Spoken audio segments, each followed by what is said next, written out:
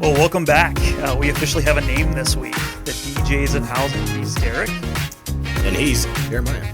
Awesome. And we're looking forward to getting into a new episode today. So today we're going to talk about showings and offers. So we're going to spend a little bit of time about, on you've gotten pre-approved now.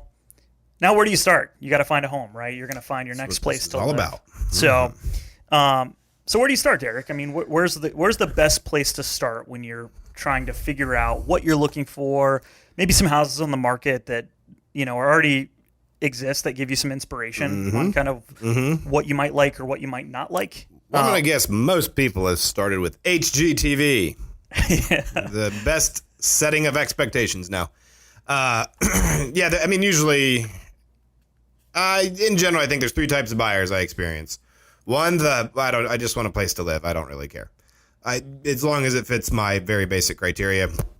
And I think sometimes those are the more touchy-feely people that don't really seem touchy-feely. Like, they know what they want. They don't need to communicate about it. So those are kind of fun. Then you have the HGTV crowd that,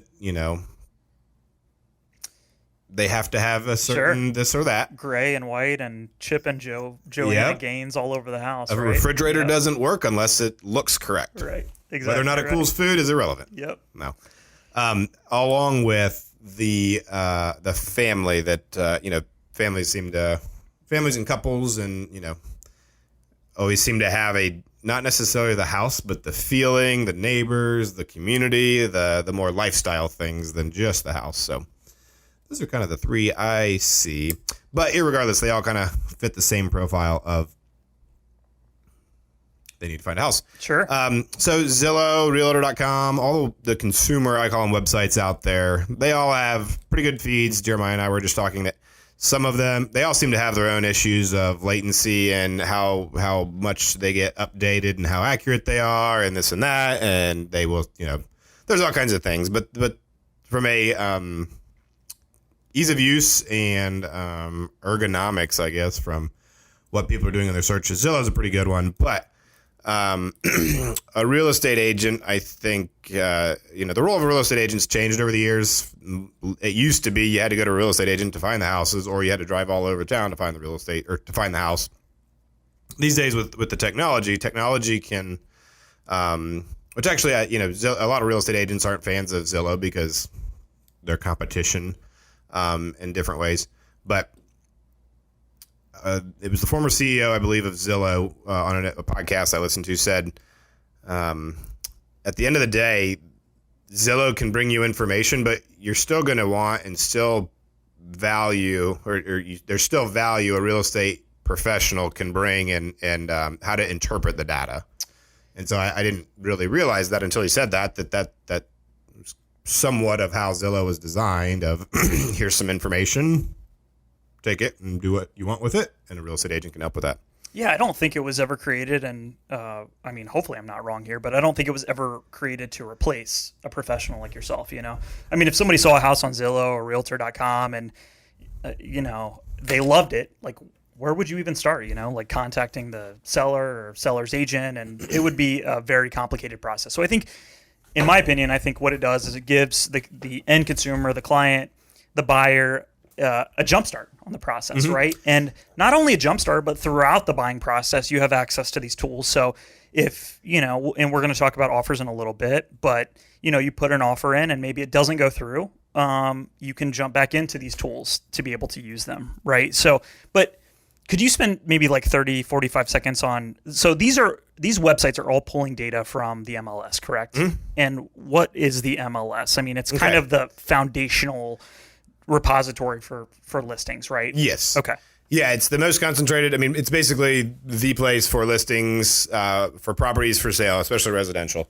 So it's the multiple listing service. It used to be a book. Thankfully, I'm not old enough to have experienced the book. But, you used to get a new book updated. I don't know how often it was, every week, I think, or every month, before houses actually sat on the market that long. These days, you wouldn't even print a book before, no doubt. So these days it's online. So as a real estate agent, we interact with those looking to sell their house. We move forward with a plan to do so. and that gets entered into the MLS. And so these days, the MLS, multiple listing service, gets fed out to Zillow and Realtor.com and all of those different companies and websites that then aggregate that data out.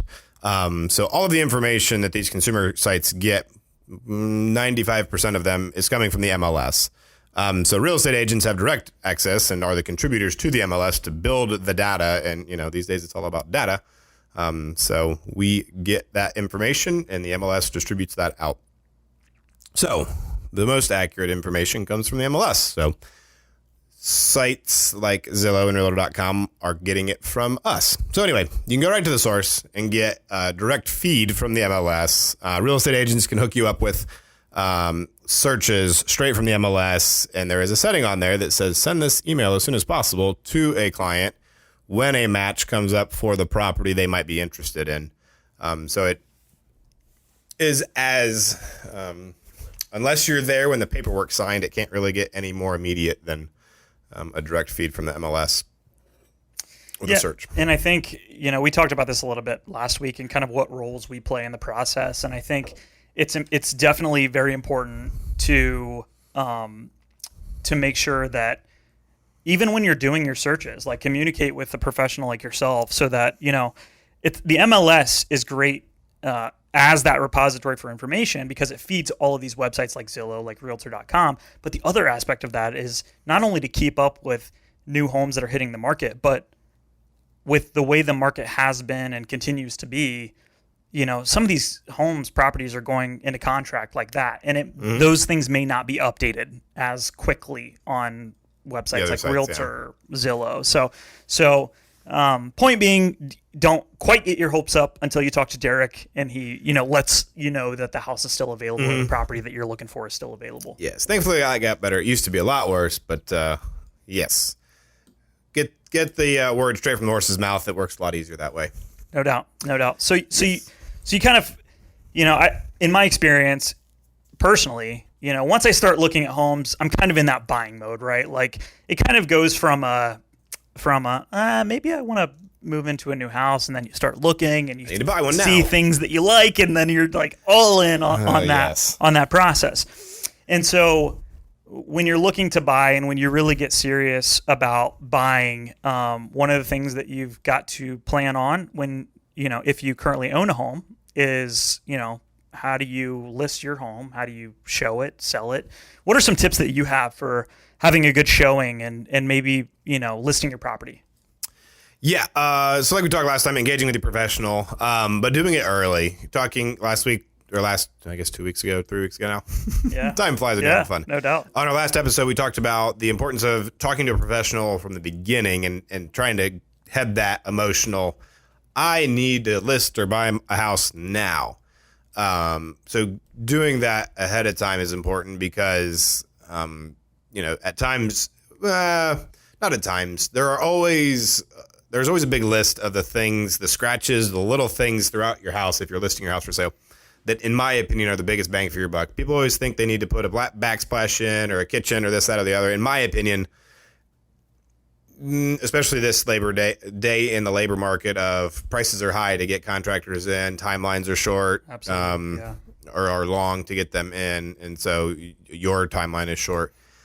So being able to have some time in there to take care of those little things and to fix, paint is the best thing, so that fixes all the scratches and dents in the wall. Yeah. But the baseboard trim, cleaning that up, the nicks in the floor, if you can, fix those depending on the flooring type. All the little things that add up, basically the list you've said for the last 5 years, I should get to that. Yeah. I think I should do that. Well, and it's funny because I was just thinking as you were talking, like as consumers, as people, if you do own your own property, if you have, your own house, you get comfortable in it, right? You get comfortable with the blemishes that it almost adds character in a way of, if you've got kids and they've run around and maybe you've got a little like crayon mark on the wall. I've personally had that happen. You put it off for a few weeks, right? So you get comfortable with those blemishes in your home, if you want to call them that. But when you're out searching and when you have people looking at your home, they don't carry those same experiences into that situation. So they're typically looking at it as, they want it to look as fresh as maintained as possible, right? And I think when you talk about, painting, repairing maybe like the trim, little things that you can do that make a big difference. And I think one of the other things that maybe you can do, and you're obviously in the showing world a lot more than I am, is just accentuate the features of your house, right? Like maybe if you have a fireplace, turn it on. I don't know. Yep. I mean, it's pretty hot today, so I don't know if you do that today. But accentuate the features of your house. Turn fans on is like one of the simplest ones. So people, there's a fan up there. Right. And I think that, consciously or subconsciously just gives people a different look at the same property, right? Because they're only going to go through it once before, maybe they decide to put an offer in, and you want to make sure that it's in the best shape as it can be. In my opinion, it's about the first 3 seconds somebody walks into a house because they see the outside, they see how nice it is or how many weeds there are growing up or whatever, and all of those little subconscious things that hit you.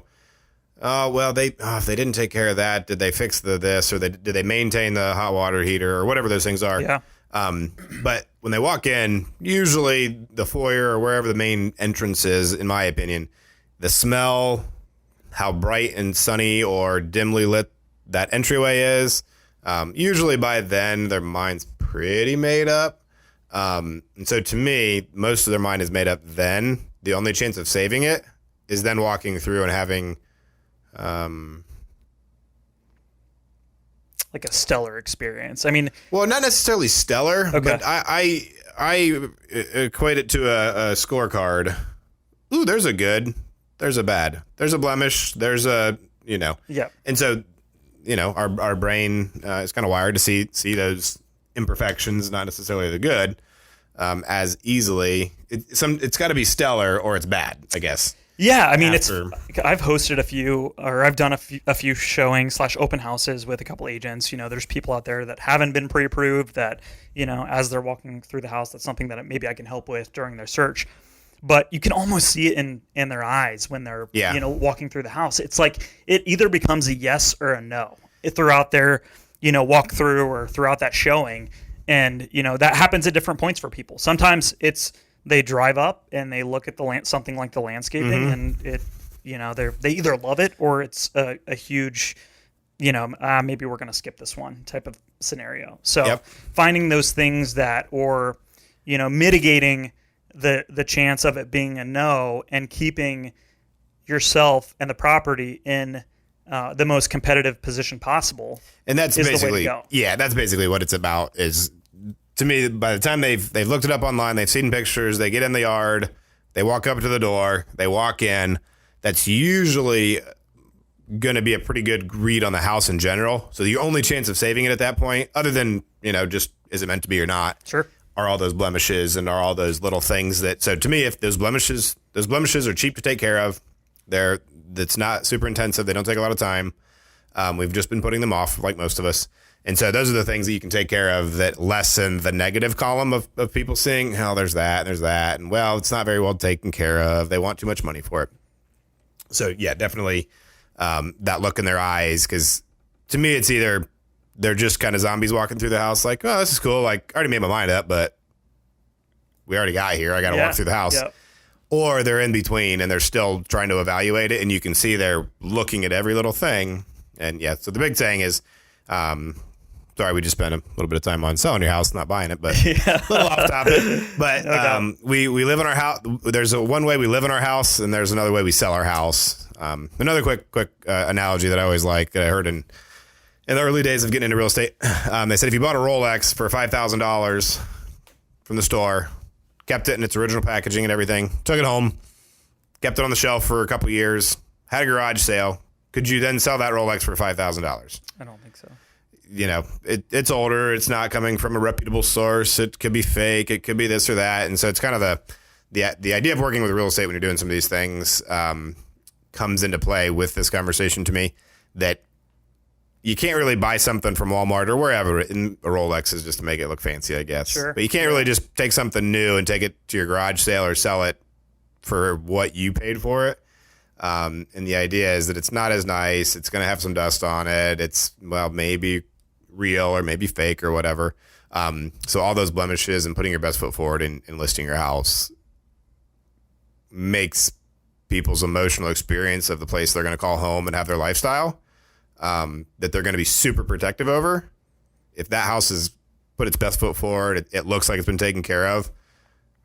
I'm rambling now. Imagine that. I talked to somebody that got into commercial real estate, and they said commercial is all about the numbers, residential is all about the emotion.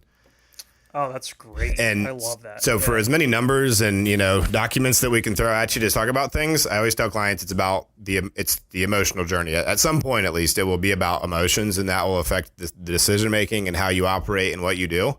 Depending on the market we're in, that can be more impactful or less. Well, and if you think about it, like if you're a buyer, like we're talking about listing your house right now and showing it. But if you're a buyer and you're looking at houses, that's the first thing that you're doing too, is you're thinking about, well, where's Johnny going to sleep? This is a bedroom for, and you're thinking about how your family is going to operate within that house or within that property. So same thing when it comes to your house, make sure that it's set up well. Obviously, you're not going to change the space, completely. But those blemishes, fixing those little things can go a long way. We talk about equity, and most people think of equity as something that's gained with time as you've owned your house for a period of time, and as, that investment kind of compounds on itself. But those are just little things that you can do that maybe you get an extra offer or two, and maybe it becomes more of a bidding war or something along those lines, Sure. And maybe it separates your property from another one that they looked at. Definitely. Yeah. And it's my favorite type of equity, sweat equity. That's it. I love it. That works well. But it also leads into our next point, expectations, I think, on like expectations of what we were just saying. Yeah. That's probably my favorite part of the emotional side is what are the expectations? Because the emotions when it comes to buying a house, that's where the problem comes in, because you can, that's why you really don't want to look too high out of your budget, because you can fall in love with something.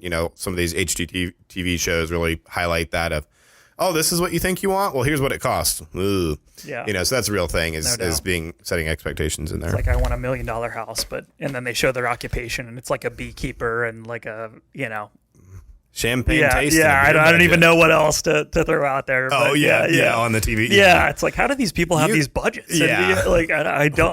Must be some hefty inheritances or something. I don't know, but you never know. So jumping back to like buying and kind of what the expectations are and making sure that you have those in line, and trying to, it is an emotional process. It's a very emotional process. Because where's Johnny going to sleep, like you said? But also making it a logical one is a good strategy or solution as well. So, throughout kind of the recent market and kind of what we've seen, a lot of buyers have to adjust their course because supply is short right now. There's not a lot on the market. And I read an article, I think yesterday, that there's not a lot more expected to be on the market. As we've seen interest rates rise a little bit, the people that are already locked in and maybe bought a house 2 or 3 years ago, really 2% interest. Really don't have. It would take a very strong reason for them to want to list and potentially buy. So supply is expected to kind of remain the same, maybe even decrease a little bit. And I think what that does is, as you're looking at these houses and being a little bit more creative in visualizing what you can do with the space. We talked about this on our last podcast, but making it your own and thinking about how you can make it your own, I think is a really good strategy. But what do you see, throughout the buying process, and as people are looking in different offers, what are some of the best ways to kind of keep yourself level-headed and, not get too emotionally invested maybe in one specific property? Yep. Be prepared, or prepare for the compromise. And, everybody wants a fun, woohoo, buying a house. But I always, clients that I think it'll work well on and can handle, start with compromise, because it's an emotional thing that you want something, especially when there's such tight inventory and pricing that goes along with it. And unfortunately, not everybody has $1 million to spend and, get their dream house. So, focusing more on where you're going to compromise and what you're okay without than what you have to have, because you can paint, you can remodel, you you can do all these different things to personalize a house. Now, obviously, you're not going to add, it's a 2-bedroom, you need a 6-bedroom. That's going to be a little challenging to add on to when you might as well just buy a house. Yeah. But setting those expectations, obviously there are fundamental things. I have 3 kids. I at least need this many bedrooms to satisfy them and us. The backbone of a situation. But obviously, once you start getting into, this doesn't happen very often, but I want a swimming pool or I want a hot tub. That's a little outside of it becomes the a little scope. bit more of a niche type of situation. Definitely more niche. But being able to weigh the pros and cons, and this is where a real estate agent is I believe, kind of necessary, unless this is what you do or understand, to be able to have your expectations and your compromises prepped. Because when you get into things and being able to, I feel like my biggest value, and I guess thankfully it doesn't happen very often, but I enjoy when I'm able to step in and kind of serve this role, is to build that rapport well enough with somebody to be able to say, hey, you're not thinking straight. And again, I want to be a consultant. I don't want to tell people what to do. Sure. But hey, here's what you said. Here's what your goal is. And here's where things are. Worrying about, and now I think we're getting out of this, but in recent history, it's been, you've been beat out of 6 houses. Are you really going to spend that much money because you just want this or that? And trying to help people get back to where they started, or understand where they started and where they're at now. Is it based on emotions and frustration with the real estate market and whatever? Absolutely. So I don't know. I mean, if you want to get, kind of scientific about it, I've had some, Devin. Yeah. He had a very specific point system for ranking his houses. And oh, no kidding. Okay. Oh, yeah. And it had to be, I forget what it was. You'll have to let me know. It had to be like a 600 and above or whatever his rating system was. But, most people aren't going to go that extreme. I appreciated that, and I thought it was pretty cool. That's pretty cool, yeah. But being able to, have some definitives on what are you looking for, what are you not looking for, and trying to build that scope of what all those things are. And again, most people are probably tuned out by now that this is the boring part of buying a house.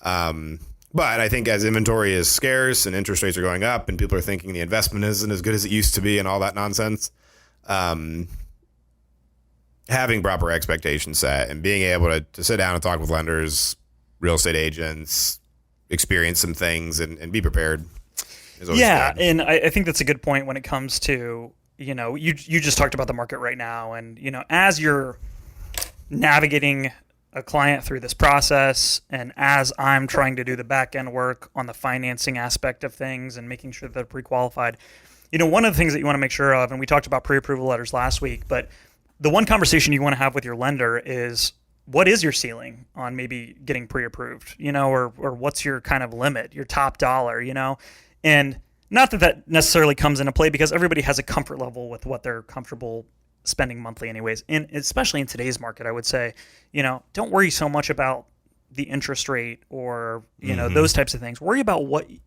what's within your means or what you're comfortable spending. Right. And I think that helps ease some of these market fears, because nobody can predict the market. Real estate has been shown to be one of the best investments, if not the best investment that you can make. And this is going back, as long as we've had history, I was going to say, on U.S. investments. So making sure that kind of what your ceiling is, because if you do find that Chip and Joanna Gaines HGTV house and you absolutely love it, maybe you do put an offer in, or maybe it's something worth talking about, but you at least want to have the ease of mind to be able to go out and look at properties and not have to go back to your lender every time you do that, right? So, yeah, that is a good thing. I think, I do have clients that I don't always necessarily, knowing what that ceiling is, because a lender can tell you, here's the numbers that we work off of, and here's what you're approved for. Is that in your comfort zone? Are you planning to have a baby? Are you planning to quit? Are you going to become a one income household or stay at 2? Or, what, like, there's all kinds of different things that can change. And obviously the closer you are to your limit, the less wiggle room you have. And, I just experienced clients, well, I think I can do that. Or I think, So just having that Yeah, conversation and there's up front. this is not 2008. There are very specific guidelines in place on, we call it debt to income ratio. So we look at all of your liabilities, we look at, your income, and there's a very specific, there are very specific variables that go into that process. So if I'm telling you, hey, this is kind of what you're looking at, and maybe you want to stay under that.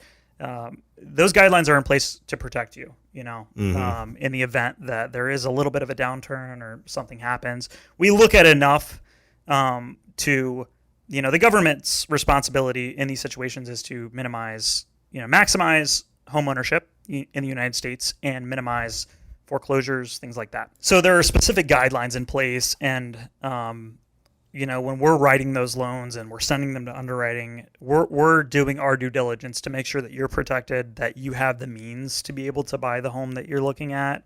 And that is another just significant peace of mind when you're out shopping and you kind of know what your range is. And we've analyzed your income and we've looked at all these things. So, Yep. So you find a house that you love, and you're thinking about putting in an offer. Where do you start with that? I mean, what's that look like for you? So once you've fallen in love and have an endless pocketbook to spend on a house, no. Yeah. Once you've made that decision, there are a lot of factors, and not that many at the same time. A lot of clients, that's kind of where the consultant of a real estate agent comes in. They basically want to worry about the number, how much they can offer, and that's about it. Sure. And that's kind of where I come in on the terms and trying to build a total package for the sellers. A lot of agents, not a lot, but I've heard agents in the craziness of this market that we've had recently say, "Work with me, I can get your offer accepted," and there is some truth to that. At the end of the day, your finances speak. But being able to craft a good offer is important. Recently, like I was just saying, it's more about the number. Sure. And I've talked to a lot of agents, at least those that I'm in my world, that basically say they want a secure offer. Some people get crazy with escalation clauses and all these things, and I've got clients that don't want anything to do with any of that nonsense. They want a number. They don't want extenuating circumstances that can come up. So fewer contingencies and this kind of stuff. But I think the more we shift back into more of whatever a normal market is, crafting good offers and getting people on the same page where it's not just bidding wars and just trying to get the highest dollar and easiest offer possible are important. Yeah, I agree. I mean, one of the things that kind of I see that has helped me get my own house, and I've helped a couple other people do this, is writing a love letter about the property. So if you walk through it and there's some things that you like and you visualized, like when I bought my place, it had a fenced-in backyard. I didn't have a dog yet, so I wrote about my kids and how I could see, us having a puppy and, him roaming around in the fenced-in backyard, and I could visualize their bedrooms and maybe I included a picture of my family in that letter. And so we do have that dog now. I didn't lie. So he's a year old. He's much bigger than we anticipated, but he's doing good. But adding that personal touch can go a long way with a buyer or a seller sometimes. So on love letters, FYI, some states, some areas, depending on where you're at, they aren't acceptable. They are, I believe, illegal in some states. They are. So some you need to be careful for. On the flip side, until Jeremiah remembers what he was saying, on the flip side, I have heard stories that the opposite is true. I heard of a story, an old lady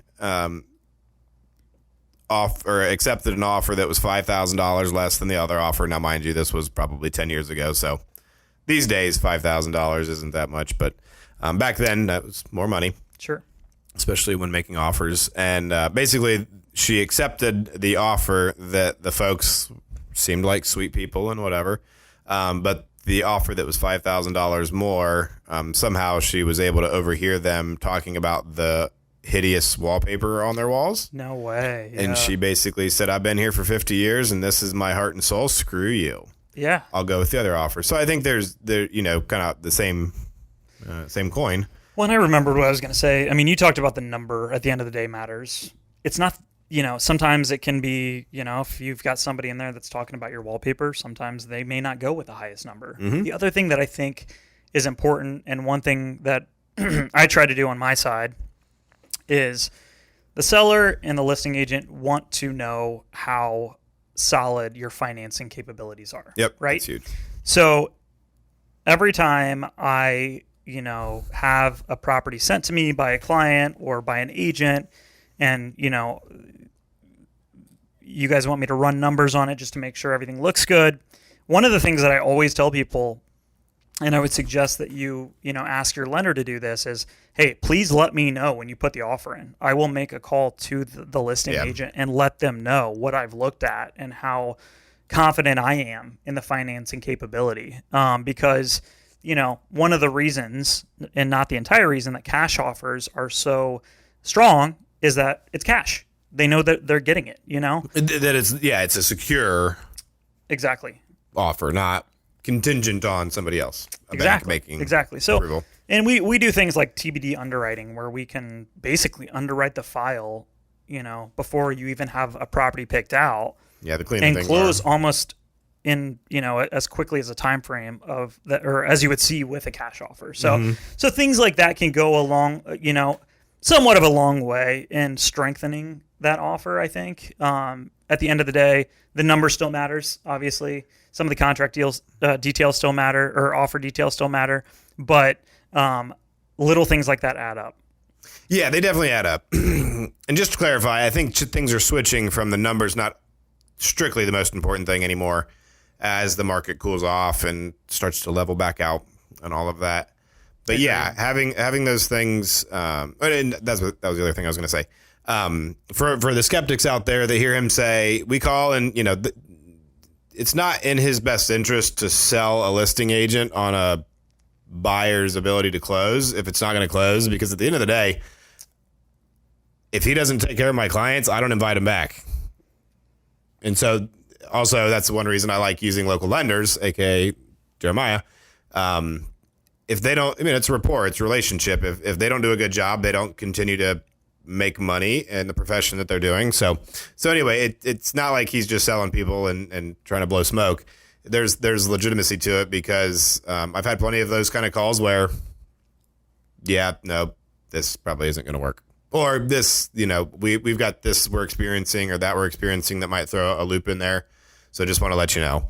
So at the end of the day, information is king and information is power, and definitely allows better decision making, smoother processes, and all. I think in all of the maybe not all, but pretty much all of the instances I've had where issues come up or there's been problems in a transaction, there's been an opportunity, or there could have been an opportunity, to kind of head it off at the pass and take care of things. So in my opinion, it's always better just to get the nonsense out of the way before it's too late and a family, not a file, is, in jeopardy of not closing on time or not closing at all and whatever. But in today's market, I think, one of the key points is that you have to be willing to be flexible to a certain extent when it comes to your home search, making sure that you have the musts in place. Obviously you've got to have, the amount of bedrooms that you need, that schools are important, bathrooms, schools, extremely important. So I don't know that I would go as far as a point system. I mean, I love it. I love Excel spreadsheets. I love all that stuff. So I'm actually going to reach out, and I would just love to see that, for one. But two, I think it's just, have your musts in place, but be willing to personalize, something that you see out there, right? Yep. It may not look like HGTV up front, but you could turn it into that if you want to. It doesn't have to be in 6 months. It could be a year, 2 years, 5 years, but it's a long-term purchase. And so, those blemishes that you're fixing on your house to list it, you're eventually going to have those blemishes in your new house. And it's just, it takes time and sweat equity to give it, that the character that, your family kind of carries into that property. Mm-hmm. And hopefully that's not going to take you too many offers. That number is coming down, but What was the average last time we talked? Was it challenge 11 or something along those lines? I mean, it depends on the area. Sure, depending on where you're at and when it is and all that. But at one point in recent history, it was like 10 offers to get one accepted. So you as a buyer may have to make, back when this was accurate, 10 offers before you would get one accepted. And that might sound a little odd, but I like to think of it as you're not motivated enough until you've been burned 9 times. So the 10th time, you really mean business and really select a house that is going to drive you to make that commitment and an offer Absolutely. to actually solidify that. These days, it depends on where you're at in the country, when exactly it is, what price range and different things. But it's getting less, and it'll be interesting because we're also seeing less inventory. So the biggest thing I think from a market standpoint, and we are at what is today, the 14th of June, 22. Yep, 614 day, Columbus Day. 614. Oh yeah, Yeah. Got I mean, I don't, it's like stats. You can make them say anything you want. Right. 22. Yeah, 22. 22. We're just gonna leave that part out. Yeah. You make it what doesn't you want. matter. Stats never Your lie. doesn't matter. It's just Columbus Day, Yeah. 614 day. 614 is the area code of Oh yeah. most of metropolitan Columbus. Yes, just Central that's what Ohio. we're talking about here. You know. Yeah. It's not actually like Christopher Columbus Day. Yeah, So, sorry. Yeah. Or whatever that day is. Yeah. Oh, as of 614 day, the market is shifting. You might hear a lot of stuff. I get a notification from a YouTube channel that is trying to make it sound like the sky is falling. And maybe it is. I hear some people saying in some areas, builders are starting to get a little panicked that they have too many houses. Around here, we don't have enough houses. So talk to a professional, as always. Get educated. Yeah, it's regional. Yeah, I mean, I would say don't. Who knows what's going to happen? Nobody can predict it. Fear is not going to be your friend. No, move if you have to move. Move if you have to move. But again, if you're out there buying, don't let it deter you. Over the long term, like I said before, real estate has been shown to be the best investment that you can make. Something I thought from an agent out in the state of Delaware that I thought was pretty good. It was something along the lines of, as long as you're buying something today that in 3 to 5 years will be a deal based on 5 years from now. I like that. What you buy it for today, if you were buying that same thing 5 years from now, do you think it'd be a deal? And for the most part, that's always going to, not always, the vast majority of times, the answer is usually yes. And if it's not yes in 3 to 5 years, it's probably definitely going to be yes in 7 to 10. Yeah. Yeah. So you're always going to get there at some point. So at the end of the day, I've always wanted to see some sort of equation or book or whatever it is that gives. Now, obviously, there's market value and competition, supply and demand, and all that. But what a property is worth based on some more tangibles, more than supply and demand. This many 2x4s and screws and tile and marble and like what the raw property value is. I mean, that's kind of replacement cost and insurance is that. Yeah. But that doesn't necessarily take into effect like the supply and, like how do you it get takes enough that of this? supply chain into effect though too. I mean, if you've got to get your roof replaced, it's not based on and that. Yeah. But just, anyway, it'd be interesting to see like a hard and fact tangible, like here's why this property is this much money. Yeah. Yeah. To be able to kind of gauge that investment standpoint. But anyway, what I'm saying is the utility of a house, like it's where you're, to get sappy, it's your lifestyle, it's your home, it's where you raise your family, it's where you live, it's where your memories are, it's where you feel secure. Hopefully you feel safe and secure and all those things. So as much as we talk about numbers and blah, blah, blah, like I said earlier, I got into this because it's an emotional thing. It's a connection with people. It's, I love the utility of a house, improving a house, making your own, supporting your lifestyle and the things you do, to me is so much more valuable than did I get a deal and am I going to, whatever. As long as you're not renting to me, you're on the, I saw it, now I'm rambling again. Some Buddhist kind of guy, I forget what he was on social media, but basically he said, as long as you're alive and moving, you're in the profit side. I love that. I was like, oh, there love you go. That. I love that. So at the end of the day, you got a house, you're in the profit side. Like, Well- you're building equity. You're appreciating. I read an article the other day, which actually surprised me a little bit. But what percentage of Americans do you think would say that home ownership is the number one identifier of the American dream? Over like 401k, over like retirement, over Like it's anything else. it's a symbol of the American yes, dream. like it's like like the top. That it is I guess achievement is not. It's probably not the right word, but the top symbol of, hey, I've arrived. I've attained the American dream. I'm hesitant to guess because I'm either. It was like 73%, which surprised me. It wasn't retirement. It wasn't anything else. So, and while we were talking, it's just. It's rare because it is it's emotional because you live there, your family lives there, it's where you're going to build memories, but it's also an asset. And I can't think of any other assets that serve that same purpose, or that do that. Generational wealth associated with it so much as well. Absolutely. Yeah. I saw something similar more on the money side that it was like 80, maybe it was 83% of people when they get to the end of life, like that's all they have. Is their home. Yeah, is the equity they have in their house. Like wow. No retirement or little retirement. Right. That for the vast majority of people, their house, if they have a house, is, so I think, yeah. At the end of the day, I mean, that's not a great know. statistic, but yeah, but at the end, but also, like, you think about it, the 30-year mortgage is set up. Your house is paid off in 30 years. Mm-hmm.